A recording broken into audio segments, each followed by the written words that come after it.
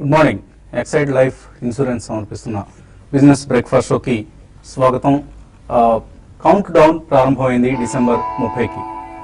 December 30 అంటే year end కోసం కాదు, ప్రభుత్వం ప్రారంభించిన డిమానిటైజేషన్ మహాయజ్ఞానికి విధించిన గడువు డిసెంబర్ 30 అనే సంగతి అందరికీ తెలిసిందే. సో డిసెంబర్ 30th కోసం అందరూ ఎంతో ఆతృతగా ఎదురు చూస్తున్నారు. డిసెంబర్ 30 తర్వాత కరెన్సీ కష్టాలు కడతీరుతాయా, బ్యాంకులకు ఎన్ని లక్షల కోట్ల డిపాజిట్స్ పాత కరెన్సీ రూపంలో వచ్చింది, అలాగే ప్రజల ఇష్టానుసారం కరెన్సీ వాడకం సాధ్యమేనా, అండ్ 50 రోజుల మహాయజ్ఞానికి మద్దతుగా నిలిచిన సామాన్యులపై ప్రభుత్వం ఏదైనా వరాల జల్లు కురిపిస్తుందా, ఈ ప్రశ్నలన్నీ అందరిలో ఉన్న ప్రశ్నలు. సో ఏటీఎం క్యూలో నిలబడిన వాళ్ళు కావచ్చు, బ్యాంకుల చుట్టూ ప్రదక్షిణాలు చేసిన వాళ్ళు కావచ్చు, అందరూ కూడా ఆతృతగా ఎదురు చూస్తున్నారు. ఇక మన కష్టాలన్నీ కూడా డిసెంబర్ 30తో తీరుతాయని. కానీ ప్రభుత్వ వర్గాల సమాచారం ప్రకారం 30 తర్వాత కూడా కరెన్సీ కష్టాలు మరికొంతకాలం కొనసాగుతాయి. So we should all be prepared for this currency crunch, cash crunch. So ఇప్పుడప్పుడే, ఎందుకంటే ఇంకా నోట్ల ప్రింటింగ్కి సమయం పట్టే వ్యవధి ఉంది కాబట్టి, అవకాశం ఉంది కాబట్టి తప్పనిసరిగా క్యాష్ క్రంచ్ అనేది కొనసాగుతుంది. దీనికి అందరం ప్రిపేర్డ్గా ఉండాలి. మళ్ళీ 30 తర్వాత అందరం మన ఇష్టం వచ్చినట్లుగా కరెన్సీ వాడుకోవచ్చు అనే ఆశలు, అంచనాలతో మాత్రం ఎవరు ఉండొద్దు. అండ్ డిజిటల్ కరెన్సీకి అందరం అలవాటు పడదాం. డిజిటల్ ట్రాన్సాక్షన్స్కి ప్రిఫరెన్స్ ఇద్దాం. Online transactions, credit cards, debit cards or e wallets, ఇటువంటి సాధనాలన్నింటినీ వినియోగించుకొని, క్యాష్ అవసరం లేదు అసలు మనకి ఇన్ఫ్యాక్ట్ మన రోజువారీ లావాదేవీల కోసం. కానీ క్యాష్ మీద ఆధారపడటం దశాబ్దాలుగా మనం అలవాటు పడి ఉన్నాం కాబట్టి దాన్ని ఒకసారిగా వదిలించుకోవడం కష్టం. But thanks to Narendra Modi ఈ మధ్య అందరం కూడా ప్లాస్టిక్ మనీ వాడకం ప్రారంభించాం. సో ఆ ప్రయత్నాన్ని కొనసాగిద్దాం. ఇక మన మార్కెట్స్ కూడా డిసెంబర్ 30 కోసం వెయిట్ చేస్తున్నాయి. ఎందుకంటే మనకు కూడా ఇక 4 ట్రేడింగ్ సెషన్స్ ఉన్నాయి 2016 క్యాలెండర్ ఇయర్కు సంబంధించి. సెన్సెక్స్ ఒక 300 పాయింట్లు పెరిగితే తప్ప 2016 మనకు నష్టాలనే మిగులుస్తుంది. సో 300 పాయింట్లు సెన్సెక్స్ పెరిగితే ఫ్లాట్గా క్లోజ్ అవుతాయి. కొన్ని అంకెలు కనుక మనం గమనిస్తే 2014లో నిఫ్టీ క్లోజ్ అయింది డిసెంబర్ ఆఖరికి 8,174 దగ్గర. అలాగే 2015 7,946. ప్రస్తుతం కూడా 2016 కూడా దాదాపుగా అదే లెవెల్ దగ్గర ఉంది. సో ఫ్లాట్గా ఉంది, జస్ట్ ఒక 0.2% ఎంతో గెయిన్ కనిపిస్తుంది నిఫ్టీకి సంబంధించి. అండ్ సో 2 సంవత్సరాల్లో మార్కెట్స్ మనకు మిగిల్చిన లాభం ఏంటి అంటే శూన్యం. సో 2 సంవత్సరాల ఇన్వెస్ట్మెంట్స్ ఆవిరైపోయినట్లే మనకు ఆల్మోస్ట్ ఎక్కడిదక్కడే ఉంది పరిస్థితి. సో ఇటువంటి రిటర్న్ మనం ఎక్స్పెక్ట్ చేసి స్టాక్ మార్కెట్లోకి వస్తాం, రాంగ్ కదా. మార్కెట్స్ మంచి రిటర్న్స్ వస్తాయని ఎప్పటికప్పుడు మేము ఈ ప్లాట్ఫామ్ నుంచి పదే గొంతెత్తి చెప్తూ ఉంటాం. అలాగే ఈక్విటీ ఇన్వెస్ట్మెంట్స్ లాంగ్ రన్లో చాలా మంచి రిటర్న్స్ ఇస్తాయని అందరం చెప్పుకుంటూ ఉంటాం. కానీ ఈసారి జరిగింది ఏంటి, లాస్ట్ 2 yearsగా మనకు 0% రిటర్న్ వచ్చింది. సేవింగ్స్ బ్యాంక్లో పెట్టుకుంటే ఎందుకంటే మెరుగైన రిటర్న్ వచ్చేదని ఒక ఫీలింగ్ సామాన్యుల్లో, ఇన్వెస్టర్స్లో మనకు కనిపిస్తున్న సమయం ఇది. అంత మాత్రాన్ని ఈక్విటీ ఇన్వెస్ట్మెంట్స్ని మనం కాల్ రాస్తామా? లేదు, ఎట్టి పరిస్థితుల్లోనూ చేయం. ఒక 2 years 3 years బ్యాడ్ పీరియడ్ కొనసాగిందంటే తర్వాత 3 yearsలో ఎబ్బడి ముబ్బడిగా లాభాలు వస్తాయని మనం అర్థం చేసుకోవాలి. ఈక్విటీ మార్కెట్స్ ధోరణి అది, నేచర్ అది. కాబట్టి ఆ అంశాన్ని మనం దృష్టిలో ఉంచుకొని అందరం కూడా ఈక్విటీ మార్కెట్స్ని నమ్ముకొని ఉండడమే శరణ్యం. ఎందుకంటే ఇతర ఇన్వెస్ట్మెంట్స్ కంటే అఫ్కోర్స్ బిట్ కాయిన్స్ అనే ఒక కరెన్సీ, ఒక డిజిటల్ కరెన్సీ ఉంది. సో ఆ కరెన్సీలో ఇన్వెస్ట్ చేసిన వాళ్ళకి ఈ సంవత్సరం డబుల్ ది రిటర్న్స్ వచ్చాయి, 100% రిటర్న్స్ వచ్చాయట. సో అటువంటివి మనం ట్రెడిషనల్ ఇన్వెస్ట్మెంట్స్ కావవి, ఎవరో కొద్దిమంది అవగాహన ఉన్న వాళ్ళు మాత్రమే చేయగలిగిన ఇన్వెస్ట్మెంట్స్. అదర్వైజ్ మనం అందరం కూడా ఈక్విటీ మార్కెట్స్లోనే ఇన్వెస్ట్ చేయాలి. తప్పకుండా keep investing in the stock markets. ఇక మార్కెట్స్ విషయానికి వస్తే మనం మార్కెట్స్ అందరూ కూడా ఇప్పుడు ఫిబ్రవరి 1న ఆర్థిక మంత్రి ఎటువంటి పన్ను విధానాల్ని అవలంబించబోతున్నారన్న దానిపై నిన్న కూడా మనం చూసాం. ఈ ట్యాక్స్ కన్సర్న్స్తోనే మార్కెట్స్ తగ్గాయి. ప్రైమ్ మినిస్టర్ స్వయంగా లాస్ట్ వీకెండ్ ఆయన ఇచ్చిన స్టేట్మెంట్ మార్కెట్స్ను ఒక కుదిపింది. Long term capital gains tax ఏమైనా వస్తుందా, లేదా షార్ట్ టర్మ్ క్యాపిటల్ గెయిన్స్ ట్యాక్స్ని పెంచబోతున్నారా, ఆర్ రకరకాల అంచనాలు మార్కెట్స్లో. ఎందుకంటే ఇప్పుడు యాజ్ ఆఫ్ నో మనం మార్కెట్స్ నుంచి ప్రైమ్ మినిస్టర్ చాలా పన్ను మొత్తాన్ని ఇంకా పెంచాలని ఆశిస్తున్నారు. కానీ యాజ్ ఆఫ్ నో ఇప్పుడు ఎటువంటి పన్ను విధానం ఉందంటే short term capital gains tax మీద మనం 15% చెల్లిస్తున్నాం. అంటే 1 year కంటే తక్కువ వ్యవధిలో షేర్లు కొని అమ్మితే 15% పన్ను చెల్లిస్తున్నాం. అలాగే దీని నుంచి ప్రభుత్వానికి short term capital gains tax రూపేణ 1,00,000 కోట్ల రూపాయల ఆదాయం వస్తుంది. అండ్ ఎస్టీటీ అని మరొకటి ఉంది, of course long term capital gains tax as of now లేదు, మేబీ రాబోయే బడ్జెట్లో విధిస్తారేమో అన్న అంచనాలు అనుమానాలు ఉన్నాయి. ఎస్టీటీ సెక్యూరిటీస్ ట్రాన్సాక్షన్ ట్యాక్స్ ఈ రూపంలో ప్రతి ట్రాన్సాక్షన్ మీద కూడా మనం ఆల్మోస్ట్ సెక్యూరిటీస్ ట్రాన్సాక్షన్ ట్యాక్స్ 0.017% నుంచి 0.125% వరకు ఉంది. So depending on the nature of transaction, so nature of trade. దీని రూపంలో 7,400 కోట్లు వస్తుంది ప్రభుత్వానికి. సో స్టాక్ మార్కెట్స్ నుంచి మనం ఏమి తక్కువ పన్ను చెల్లించడం లేదు, కానీ ప్రభుత్వం ఇంకా ఎక్కువ ఆశిస్తుంది. ఇవే కాకుండా ఇంకా రకరకాల ట్యాక్స్ ఉన్నాయి. టర్న్ ఓవర్ ఫీజు ఉంది 0.0002%, సెబీ విధిస్తుంది ఇది. అలాగే స్టాంప్ డ్యూటీ ఉంది, స్టేట్ గవర్నమెంట్స్ ఆశిస్తున్న స్టాంప్ డ్యూటీ 0.002% నుంచి నాన్ డెలివరీ ట్రేడ్కి, డెలివరీ ట్రేడ్ అయితే 0.01% ఉంది. అండ్ ఇవన్నీ కాకుండా బ్రోకరేజ్ మీద 15% సర్వీస్ ట్యాక్స్. సో మన ఒక 100 రూపాయలు బ్రోకరేజ్ చెల్లిస్తే దాని మీద మళ్ళీ 15% సర్వీస్ ట్యాక్స్. ఇవన్నీ రకరకాల వడ్డింపులు. వీటన్నిటికి తోడు ఇంకా మళ్ళీ కొత్తగా ట్యాక్స్ రావాలని ప్రధాని ఆశిస్తున్నారు. ఏం చేస్తారో బడ్జెట్లో అనేది మాత్రం ప్రస్తుతానికి ప్రశ్నార్థకం. అయితే ఫారిన్ పోర్ట్ఫోలియో ఇన్వెస్టర్స్ నుంచి మాత్రం ఈసారి భారీగా పన్ను వసూలు చేసే ఉద్దేశం కనిపిస్తుంది ప్రభుత్వానికి. మేబీ అందువల్ల ఎఫ్ఐఎస్ సెల్లింగ్ మనకు చాలా భారీగా ఉంది మార్కెట్స్లో. ఇండియన్ మార్కెట్స్లో లాభాల కంటే పన్నులు ఎక్కువగా ఉన్నాయన్న అభిప్రాయం ఎఫ్పిఐస్లో వ్యక్తం అవుతుంది, ఫారిన్ పోర్ట్ఫోలియో ఇన్వెస్టర్స్లో. సార్ ఇదంతా ఇన్స్టిట్యూషన్స్ గొడవ, మనం చేయాల్సింది ఏంటి ఈ సమయంలో? ఏం లేదు, మంచి పోర్ట్ఫోలియోస్ని బిల్డ్ చేసుకోండి. ఎప్పటికప్పుడు పన్నులు అన్నీ చెల్లించిన తర్వాత కూడా if we can get 15 to 20% return from the stock markets per year, అంతకంటే కావాల్సిందే ఉంది. సో చాలా స్టాక్స్ మనకు బయింగ్ ఆపర్చునిటీ ఇస్తున్నాయి. లాస్ట్ ఫ్యూ మంత్స్లో మనకు టాప్ స్క్రిప్ట్స్ ఏంటి, ఈ ఏడాదిలో బాగా పెర్ఫార్మ్ చేసిన స్క్రిప్ట్స్ ఏంటి అని చూస్తే నిఫ్టీలోనే మంచి విన్నర్స్ ఉన్నాయి. వేదాంత ఫర్ ఇన్స్టెన్స్ 131% రిటర్న్ ఇచ్చింది, టాప్ గెయినర్ ఇంది నిఫ్టీ స్టాక్స్ ఈ ఏడాదికి సంబంధించి. ఎందుకంటే కమాడిటీ ప్రైసెస్ అన్నీ ఒక చాలా చక్కగా పెరిగి ఉన్న నేపథ్యంలో వేదాంత మంచి రిటర్న్స్ ఇస్తుంది. అలాగే Hindalco next best winner 78% return ఇచ్చింది లాస్ట్ 1 yearలో. బయోకాన్ 72%, హిందుస్థాన్ జింక్ 70%, ఇంద్రప్రస్థ గ్యాస్, అలాగే వక్రాంజీ ఒక mid cap IT company, software company 54% return ఇచ్చింది ఈ సంవత్సరంలో. ఎస్ బ్యాంక్, ముతూట్ ఫైనాన్స్, జేఎస్డబ్ల్యూ స్టీల్ ఇవన్నీ కూడా చక్కటి రిటర్న్స్ ఇచ్చిన స్టాక్స్. ఆఫ్ కోర్స్ నష్టాన్ని మిగిల్చినవి ఆర్కామ్ ఫర్ ఇన్స్టెన్స్ 62% నష్టాన్ని ఇచ్చింది ఈ సంవత్సరంలో. Wockhardt, Idea Cellular, Jet Airways, Jubilant Food Works, Aditya Birla Fashion, Tata Elxsi, United Spirits, Blue Dart, Rajesh Exports, ఇటువంటి స్టాక్స్లో ఇన్వెస్ట్ చేసిన వాళ్ళకి నష్టాలు వచ్చాయి. All in all it is the winners that we can pick. దాని మీద మన అదృష్టం ఆధారపడి ఉంటుంది. కాబట్టి మంచి స్టాక్స్ని పిక్ చేసుకోవడం, ట్రెండ్స్ని బాగా అబ్జర్వ్ చేస్తూ ఉండడం, ఇవన్నీ కూడా మనం 2017లో కొనసాగించాల్సిన అంశాలు. ఇంకా మరిన్ని 2017 చిట్కాలతో మన టీం అంతా కూడా మీకు హెల్ప్ చేస్తుంది నెక్స్ట్ 4-5 డేస్లో.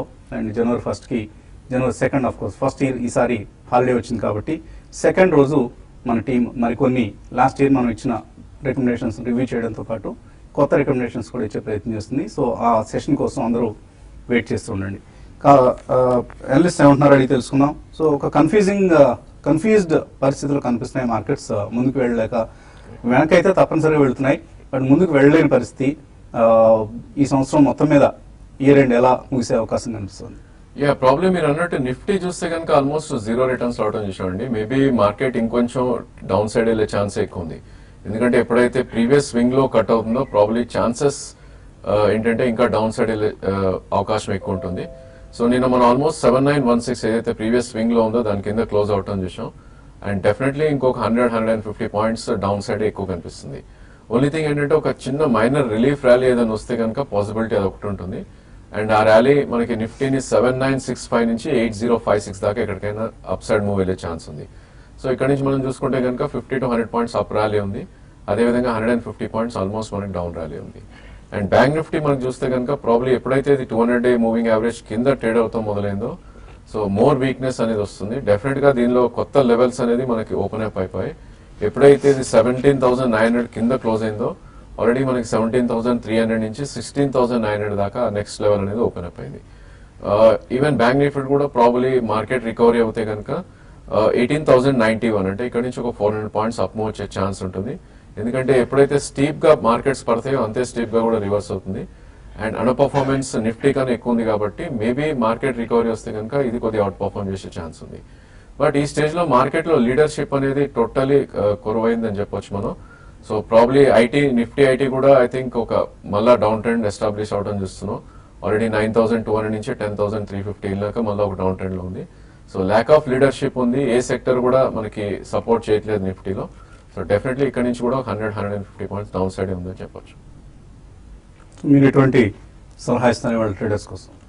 ట్రేడింగ్ పరంగా ఈరోజు మార్కెట్స్ కొంచెం ఆగొచ్చు. నిన్నటి ఒక సెల్లింగ్ అనేది అంత ఉండకపోవచ్చు. అయితే స్టాక్ స్పెసిఫిక్ ఇక్కడ కొంచెం బయింగ్ అనగానే షార్ట్ కవరింగ్ రావచ్చు. ఎందుకంటే మనకి 2-3 రోజుల్లో ఎక్స్పైరీ ఉంది కాబట్టి ఈ సిరీస్ లో ఎక్కువగా షార్ట్స్ బిల్డ్ అయినాయి. మరి ముఖ్యంగా లాస్ట్ 1 వీక్ గా నేను కూడా చెప్పడం జరిగింది, ఎక్కువగా షార్ట్స్ మార్కెట్ లో బిల్డ్ అయినాయి. తర్వాత అందరూ కూడా బాగా బేరిష్, తర్వాత స్టాప్ లాస్ కూడా ఎగ్జిక్యూట్ అయినాయి కాబట్టి కొంచెం ఈ లెవెల్ మార్కెట్ ఆగొచ్చు. అయితే కొన్ని స్టాక్స్ సెలెక్టెడ్ స్టాక్స్ లోనే బయింగ్ వెళ్ళడానికి అవకాశం ఉంటుంది. అండ్ మిగతా స్టాక్స్ అన్ని కూడా టెక్నికల్ గా బాగా వీక్ ఉన్నాయి. ప్రైస్ కరెక్షన్ అనేది ఇంకా మార్కెట్ లో చోటు చేసుకునే అవకాశం ఉంది. కాబట్టి ఆ హెచ్సిఎల్ టెక్నాలజీస్ ని 790 ఆ పైన కానీ సస్టైన్ కాగలిగితే 786 దగ్గర స్టాప్ లాస్ పెట్టుకుని బయింగ్ ఇనిషియేట్ చేయమంటాను. తర్వాత జీ ఎంటర్టైన్మెంట్ ఒకటి, అది కూడా ఈ మధ్య కాలంలో కొంత అంటే మిగతా అదర్ స్టాక్స్ లో నిఫ్టీ కాంపోనెంట్స్ తో స్టాక్స్ తో కంపేర్ చేసుకుంటే కొంచెం అవుట్ పర్ఫార్మ్ చేసిందని చెప్పొచ్చు. అయితే నిన్నటి రోజు 2.5% కరెక్ట్ అయింది. అది క్లోజర్ గా 420 దగ్గర బాగా సపోర్ట్ ఉంది. కాబట్టి అది బ్రేక్ కాకపోతే దాని పొజిషనల్ ట్రేడర్స్ డిప్స్ లో బై చేసుకొని 445, 460 అంటే ఇవన్నీ కూడా ఏంటంటే F&O ట్రేడర్స్ చెప్తున్నాను. తర్వాత సెల్లింగ్ విషయానికి వస్తే దాదాపు అన్ని స్టాక్స్ ఎక్కువగా అంటే ర్యాలీస్ లో సెల్ చేయడానికి అనుకూలంగా ఉన్నాయి. మరి ముఖ్యంగా లాస్ట్ ఒక 1 వీక్ నుంచి చెప్తున్నాను మెటల్స్ బాగా వీక్ అవుతాయని. సో మెటల్ కౌంటర్స్ ఇంకా ఈవెన్ ఈ లెవెల్స్ లో కూడా ఏమాత్రం బౌన్సెస్ వచ్చినప్పుడు, అంటే ఇప్పుడు ఈ రోజుకి అని కాకుండా కొంచెం బౌన్స్ వచ్చినప్పుడల్లా కూడా మెటల్ స్టాక్స్ ని సెల్ చేయమంటాను. అదేవిధంగా కొన్ని బ్యాంకింగ్ స్టాక్స్ లో కొంత బయింగ్ లోయర్ లెవెల్స్ లో రావచ్చు. వాటిలో హెచ్డిఎఫ్సి బ్యాంక్ ఒకటి ఆల్రెడీ 1080కి బిలో ట్రేడ్ అవుతుంది. 1060 దగ్గర దీనికి చాలా స్ట్రాంగ్ సపోర్ట్ ఉంది. కాబట్టి దీన్ని కరెక్షన్స్ లో బై చేసుకొని 1085 దాటి 1092 ఆ లెవెల్ 11 క్లోజర్ గా 1200 దాకా రావడానికి అవకాశం ఉంది. దాన్ని బై చేసుకోమంటాను. బట్ ఓవరాల్ గా మార్కెట్స్ మాత్రం ఈరోజు క్లోజింగ్ ఫ్లాట్ గా సెకండ్ హాఫ్ లో కొంచెం షార్ట్ కవరింగ్ రాలి ఎక్స్పెక్ట్ చేయొచ్చు. సో లాస్ట్ 2 years లో మనం ఈక్విటీ మార్కెట్స్ ఇచ్చిన రిటర్న్ శూన్యం అని ఇందాక అనుకున్నాం. సో ఈ నేపథ్యంలో some of the NPS national pension system సంబంధించిన స్కీమ్స్ చాలా మంచి రిటర్న్స్ ఇస్తున్నాయి. ఫర్ ఇన్స్టెన్స్ లాస్ట్ 1 year లో LIC pension fund national pension system లో ఒక స్కీమ్ ఇది ఎన్పిఎస్ లో has given 14% return LIC pension fund. అలాగే ఎస్బీఐ పెన్షన్ ఫండ్ 14.29% రిటర్న్ ఇచ్చింది. UTI retirement solutions fund 13.98% return ఇచ్చింది. Even 3 years performance, 5 years performance తీసుకున్నా కూడా ఇవి నిఫ్టీ కంటే బెటర్ రిటర్న్స్ ఇచ్చాయి. సో ఎన్పిఎస్ ని ఒక మంచి ట్యాక్స్ ఎఫిషియెంట్ ఇన్స్ట్రుమెంట్ గానే కాకుండా మంచి రిటర్న్స్ ఇచ్చే ఇన్స్ట్రుమెంట్ గా కూడా భావించాలి. ఈ స్కీమ్ కి maybe another 50,000 rupees apart from the section 80C benefit కూడా ఉంది. కాబట్టి ఎన్పిఎస్ వైపు అందరూ ఒకసారి దృష్టి మళ్లించాల్సిన సమయం కూడా ఉంది. మంచి స్కీమ్స్ ఇందులో మనకు అందుబాటులో ఉన్నాయి. ఇంకా ఇన్వెస్టర్స్ నుంచి కాల్స్, మెయిల్స్ తీసుకునే ముందు కాసేపు ప్రకటన.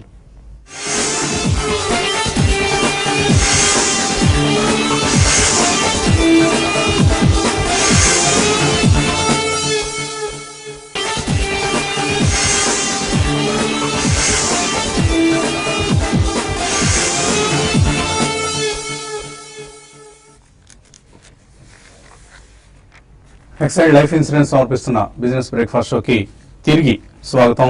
ఇందాక మనం ఓపెనింగ్ రిమార్క్స్ లో అనుకున్నాం బిట్ కాయిన్ ఇది ఒక digital payment system, digital currency. So ఇందులో ఎవరైతే ఇయర్ బిగినింగ్ లో పొజిషన్స్ తీస్తున్నారో వాళ్ళకి చక్కటి రిటర్న్స్ వచ్చాయి. ఆల్మోస్ట్ డబుల్ ది రిటర్న్ వచ్చింది. ప్రస్తుతం $875 దగ్గర బిట్ కాయిన్ ప్రైస్ ఉంది, అంటే అరౌండ్ 60,000 రూపీస్ అనమాట. సో లాస్ట్ 3 months లో బిట్ కాయిన్ ప్రైసెస్ 41,250 రూపీస్ నుంచి 62,000 రూపీస్కి పెరిగాయి. సో 3 months లోనే ఆల్మోస్ట్ మనకు 50% రిటర్న్ వచ్చింది అనమాట బిట్ కాయిన్స్ లో ఎవరైనా ట్రేడ్ చేసిన వాళ్ళకి, ఇన్వెస్ట్ చేసిన వాళ్ళకి. So it is one kind of an asset. Maybe ఇతర కమోడిటీస్ కంటే, ఈక్విటీస్ కంటే, డెట్ కంటే చాలా ఎక్కువ ఎక్స్ట్రాడినరీ రిటర్న్స్ ని 2016లో మనం బిట్ కాయిన్స్ లో చూసాం. థ్యాంక్స్ టు డిమానిటైజేషన్ ఈ మధ్య చాలా మంది బిట్ కాయిన్స్ పట్ల ఇంట్రెస్ట్ చూపించారు. బట్ అందరికీ దీని పట్ల అవగాహన ఉండదు. కాబట్టి ఎవరైతే దీనికి సంబంధించిన నాలెడ్జ్ గెయిన్ చేశారో వాళ్ళు మాత్రమే ట్రేడ్ చేయాల్సిందిగా అడ్వైజ్ ఇస్తున్నాం. కాలర్స్ లైన్ ఉన్నారు. Prasad first caller. Hello hello Prasad, అరే అండి. Sir good morning sir. Good morning అండి. గుంటూరు నుంచి మాట్లాడుతున్నాను సార్. నేను లాస్ట్ 2 years నుంచి మ్యూచువల్ ఫండ్స్ లో పెట్టుబడి పెడుతున్నాను సార్. ఓకే, మీ టీవీ వాల్యూమ్ తగ్గించండి ఫస్ట్. ఈ 2 weeks లో కూడా నాకు ఇప్పుడు రిటర్న్స్ అనేది అంత సఫిషియెంట్ గా రాలేదు. అవి కంటిన్యూ చేయొచ్చా లేక ఆపేయచ్చు? అంటే సఫిషియెంట్ గా అంటే ఎంత? యాక్చువల్గా అంటే మంత్లీ 10,000 పెడుతున్నాను సార్. ఓకే అండి, ఎటువంటి స్కీమ్స్ ఇన్వెస్ట్ చేశారు మీరు?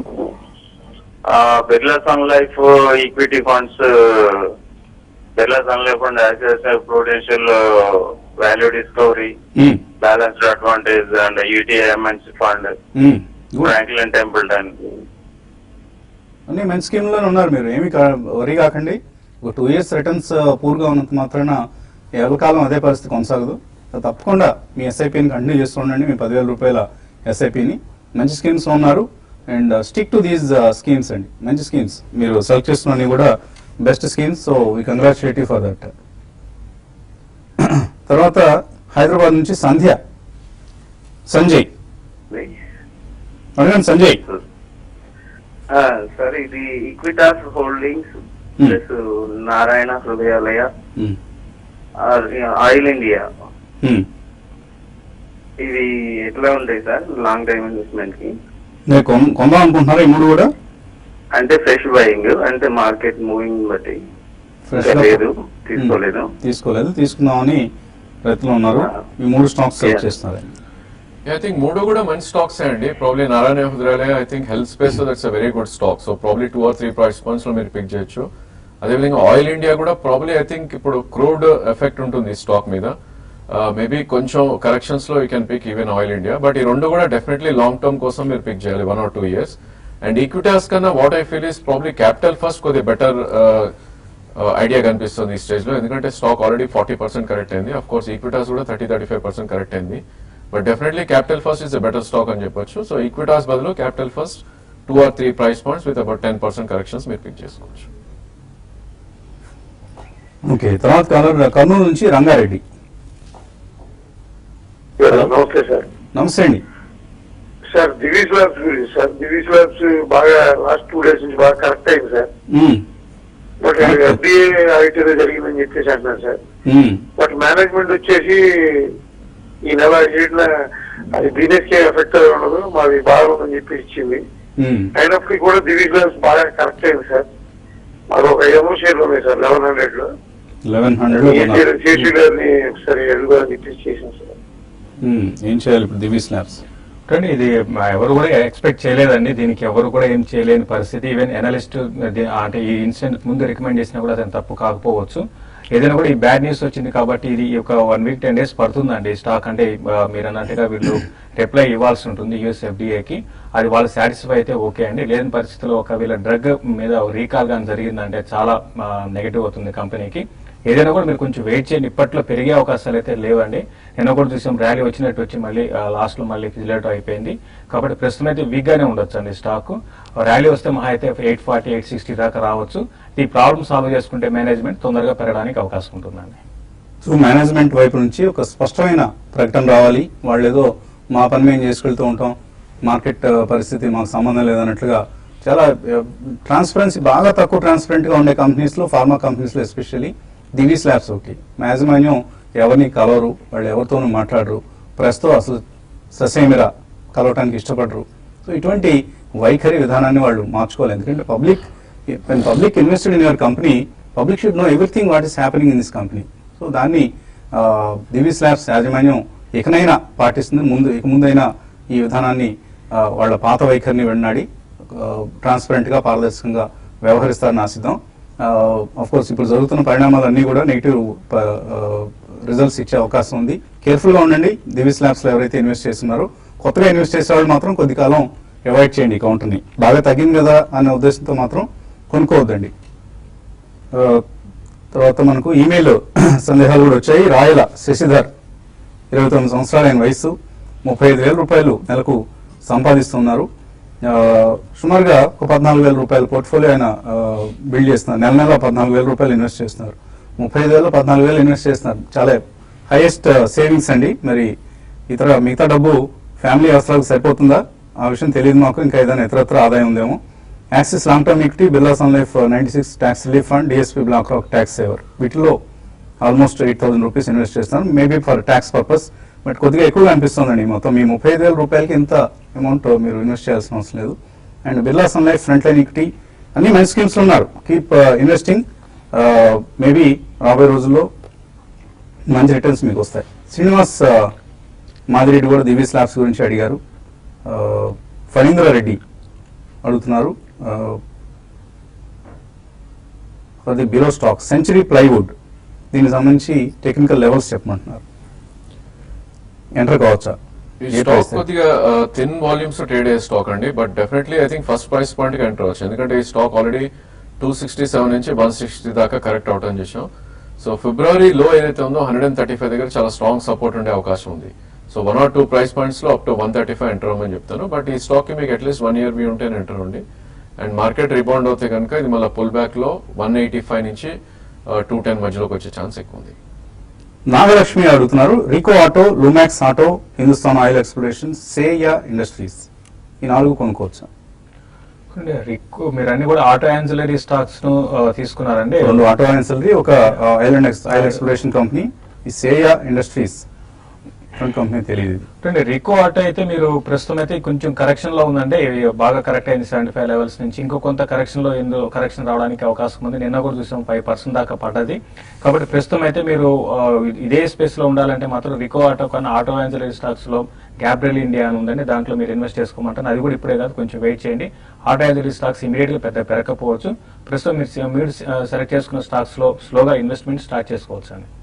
స్పెషాలిటీ కెమికల్స్, సేయా ఇండస్ట్రీస్ అనేది ఈ మధ్య ఈ రంగానికి చెందిన కంపెనీలు అన్ని కూడా బాగా పెరిగాయి, ఈ షేర్లన్నీ కూడా.